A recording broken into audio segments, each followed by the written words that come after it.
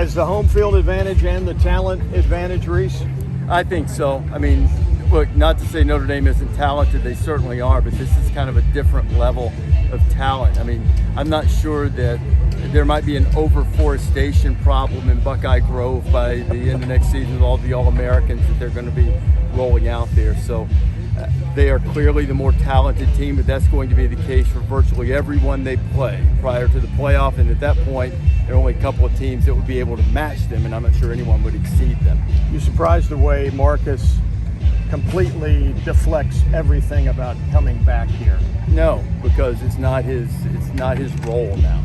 I'm sure it means a lot to him as well. It should, but not that what we do is the same thing. But it's sort of like when people ask all of us about where we went to school or going back home or different things. And I know it's different for the other guys because they played in college, but I didn't. But at the same time, you kind of get locked into what's doing what, in our case, what's doing the right thing for the show, and you magnify that when you're the head coach at Notre Dame. It's more about him getting his team ready, and he's starting his head coaching career, after the one bowl game. So I'm not really surprised he's taking that approach. I actually think it's pretty wise. There's a million different storylines between Freeman's debut and coming back to his alma mater. I mean, what storyline are you focused on the most that you're most excited about for this game? I think just seeing Ohio State's offense, I sort of default a little bit to the field, but look, Marcus coming back out there as the head coach at Notre Dame is a big deal, and it's a really cool storyline, because it was only 14 years ago that he was playing, and now the head coach at Notre Dame, that's a rocket ship trajectory of a career path. So it'll be interesting to see. I do think his team's pretty significantly outmatched in many areas, not every area, but many areas.